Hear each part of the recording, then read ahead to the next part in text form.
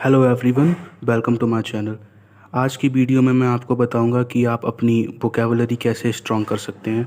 इस वीडियो में मैं आपको बताऊंगा कि आप नोट्स कैसे बनाएंगे और कहां से आपको वोकैब पढ़नी है, और मैं अपने नोट्स भी आपको दिखाऊंगा इस वीडियो में। तो वीडियो को एंड तक देखना।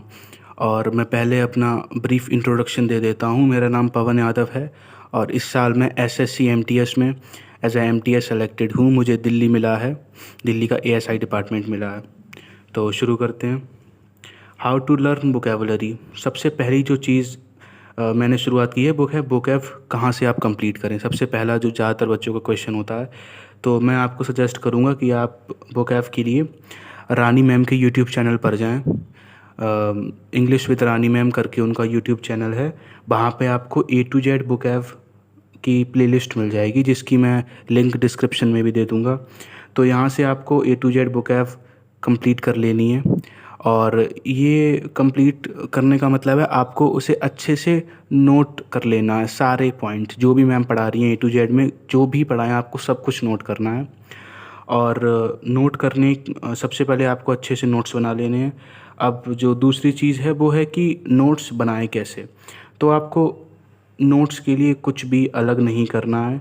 जैसे भी वो लिखवा रही हैं, जैसे भी जो भी चीज़ें मैम लिखवा रही हैं, वो आपको सब कुछ नोट करना है। और मैं आपको अपने नोट्स दिखाता हूँ, उससे आपको एक आइडिया लग जाएगा। तो मेरे नोट्स ये रहे A to Z वोकैब वाले। तो सबसे पहले जो मैम ने पहला वर्ड पढ़ाया है वो है एब्रोगेट। जैसे कि मैम ने जो ये पढ़ाया, तो इसके साथ बहुत सारे वर्ड लिखवाए जिनका मीनिंग सेम होता है। जैसे एब्रोगेट का मतलब होता है किसी चीज़ को रिजेक्ट करना, रिवोक करना, किसी चीज़ को त्याग देना। तो उसके जितने भी वर्ड उन्हें उस वक्त याद आया, जितने भी लिखवा सकती थी मैम ने, बहुत सारे वर्ड लिखवाए। जैसे cancel, reject, revoke, resign, annual, nullify, ये सारे सिनोनिम हैं। अब बहुत से पूछ रहे थे कि A to Z सीरीज़ में सिनोनिम है, तो मैं एक चीज़ बोलूँगा कि देखो, अगर आपको वर्ड्स के मीनिंग पता होंगे तो आप एंटोनियम खुद ही कर सकते हो। और वर्ड मीनिंग का मतलब ही यही है कि आपको वर्ड्स का मतलब पता हो, कौन से शब्द का क्या अर्थ है। अगर पता होगा तो आप ऑप्शंस देख के उसका उल्टा ढूंढ ही लोगे खुद से। तो ये मैंने नोट्स बनाए थे। मैंने कुछ भी ऐसे खास नहीं बनाए हैं, जैसे मैम ने पढ़ाया एग्जैक्ट वैसे ही नोट किया है। और मैं आपको भी यही सजेस्ट करूँगा, आप ऐसे ही नोट करें। जैसे उन्होंने एब्रोगेट के ही लिखवाए थे और ये 3 ऑप्शंस थे बचे हुए। तो ये तीनों ऑप्शंस के मतलब भी उन्होंने बताए थे उसी वीडियो में। तो मैंने ये तीनों के भी जो भी चीज़ें उन्होंने और वर्ड्स बताए इनसे रिलेटेड, वो भी नोट कर लिए हैं, क्योंकि क्वेश्चन कहीं से भी आ सकता है और हमारे लिए ही ये फ़ायदेमंद है कि हम जितने ज़्यादा वर्ड पढ़ सकें पढ़ें। तो ऐसे मैंने A to Z वोकैब के नोट्स बनाए थे। एक्चुअली मेरे A to Z वोकैब वाले नोट्स पता नहीं मैंने कहाँ रख दिए, मुझे मिल नहीं रहे थे। ये मुझे मिला था, मैंने एक्चुअली एक जगह नहीं बनाए थे। मैं इसीलिए आपसे कह रहा था कि मैं अपने नोट्स किसी को दे नहीं सकता, बिकॉज़ मैंने इस तरह से नोट्स बनाए हैं कि वो सिर्फ मुझे ही समझ आएंगे। मैंने बहुत क्लियर नहीं बनाया। ये पहला पेज था, इसलिए मैंने थोड़ा अच्छे से बना लिया। बाद में जल्दी जल्दी के चक्कर में मैंने फिर बहुत बुरी तरह से लिखा है, जो मुझे ही सिर्फ समझ में आता है।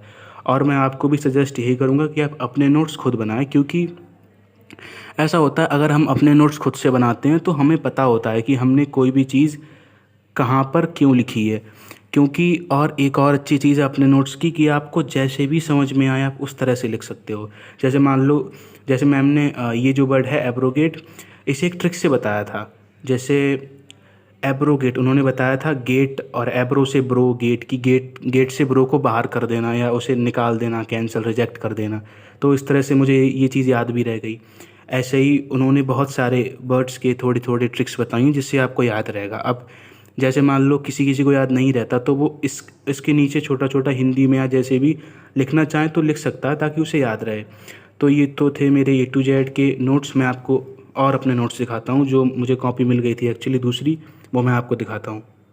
ये देखिए, ये जो मैंने नोट्स बनाए हैं ये मैंने टेक्स्ट बुक से बनाए हैं। मतलब जो जो भी PYQs वगैरह थे उसमें से जो मुझे शब्द नहीं आ रहे थे या नए शब्द थे, वो मैंने सारे इसमें नोट कर लिए हैं। कुछ भी नया मुझे मिला तो मैंने सब नोट कर लिया है। जैसे जैसे मैं आपको ये दिखाता हूँ, इसमें सब मिक्स है, एंटोनियम, सिनोनियम भी, और ईडियम, फ्रेजेस भी, वन वर्ड सब्स्टिट्यूशन भी। जो भी चीज़ें मुझे नहीं लगी, जो मैंने नहीं पढ़ी थी, या मेरे जो आंसर्स गलत हो रहे थे, वो मैंने सब उसके लिए कॉपी बना ली, सब नोट कर लिया, जिससे कि मुझे रिवीजन करने में दिक्कत नहीं हो। जैसे जैसे ये शब्द हैं ओपेक, तो इसका मतलब है अनक्लियर, स्पार्स कम, और हार्मनी मतलब पीस। ये सारे मैंने ऐसे इस तरह से, थोड़ा सा गंदा लगेगा आपको, पर मुझे समझ में आ रहा था, इसलिए मैंने इसी तरह से नोट कर लिया है। आप भी किसी भी तरह से कर सकते हैं, जैसे आपको ठीक लगे, बस आपको याद होना चाहिए। मेन चीज़ है कि आपको याद होना चाहिए। तो ये रहे मेरे नोट्स, और यही रीज़न है मैं आपको नोट्स नहीं दे सकता, क्योंकि आपको कुछ भी समझ में नहीं आएगा इसमें। आप लोग पूछ रहे थे ना कि मैं नोट्स आपको प्रोवाइड करा दूं, तो आप अपने नोट्स बनाइए, आपके लिए वही बेटर रहेगा। और वैसे भी मेरे पास पूरे नोट्स एक्चुअली मिल भी नहीं रहे हैं, पता नहीं मैंने कहाँ रख दिए, वो सारे मिक्स भी हो गए हैं और चीज़ों में। तो ऐसे में आपको नोट्स बनाने हैं। अब जो सबसे इम्पोर्टेंट क्वेश्चन है वो है याद कैसे करें। तो मैं इसका आपको एग्जाम्पल के थ्रू समझाता हूँ, एक सेकेंड।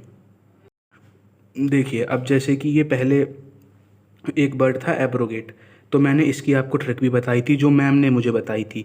अब मैम ने बहुत सारे वर्ड ऐसे कराए हैं जिनकी ट्रिक्स बताई हैं, जिससे कि आपको आसानी रहेगी। और एक और चीज़ मैं बोलूँगा, मैंने इसीलिए पहले कहा आपसे कि सबसे पहले आप अपने नोट्स कंप्लीट करो, क्योंकि क्या होता है कि जब नोट्स कंप्लीट होते हैं तो उससे कॉन्फिडेंस रहता है कि मैं पढ़ चुका हूँ, मतलब मेरे लिए बहुत नई चीज़ें नहीं हैं।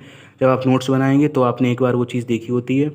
और इसके याद करने के सबके अलग अलग तरीके हो सकते हैं। जैसे जैसे मान लो कोई ऐसे याद करेगा कि ए के सारे ही वर्ड उन्होंने लिख लिए, उसके बाद ए याद करने के बाद फिर बी के सारे वर्ड लिखना शुरू किए।